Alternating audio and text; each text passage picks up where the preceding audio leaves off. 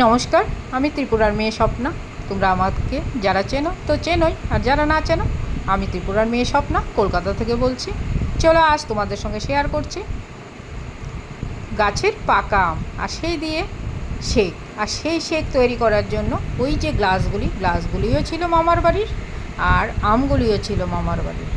মামা আমাকে এই আমগুলি তুলে দিয়েছিল খেতে, আর আমি সেটা দিয়ে তৈরি করে ফেললাম একটা তোমাদের জন্য রেসিপি। আর সেই রেসিপিটা সত্যি আমগুলি এত দুর্দান্ত আর খেতেও খুব সুস্বাদু হয়েছিল শেকটা। চলো এবার কী করে তৈরি করি সেটাই তোমাদের সঙ্গে শেয়ার করি।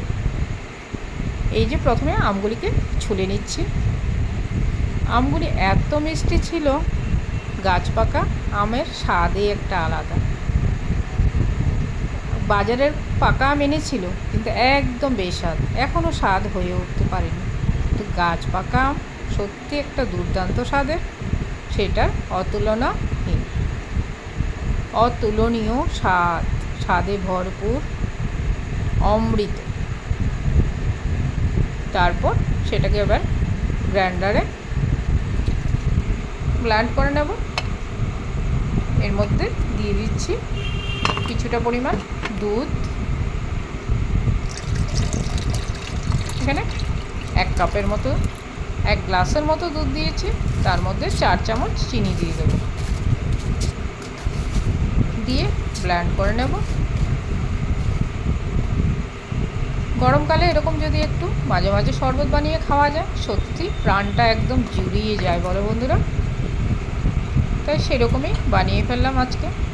আর এই যে কাপগুলি, এই কাপগুলি আমার মেয়ের জন্মদিনে মামাবাড়ি থেকে গিফট করেছে মেয়েকে, ওর দিদি। দেখো ওই কাপ দুইটা আজকেই যাত্রা করলাম।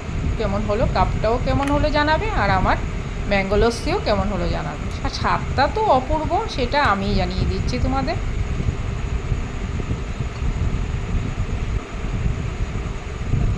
দেখো কতটা সুন্দর হয়েছে। ভিডিওটা ভালো লাগলে অবশ্যই লাইক শেয়ার করে পাশে থাকবে বন্ধুরা। আর এরকমভাবে নিত্য নতুন ভিডিও পেতে ত্রিপুরার মেয়ে স্বপ্না চ্যানেলের সঙ্গে সর্বদা জুড়ে থাকবে। আমিও তোমাদের সঙ্গে অবশ্যই জুড়ে থাকব, শুধু তোমাদের ঠিকানাটা দিয়ে যেও বন্ধুরা।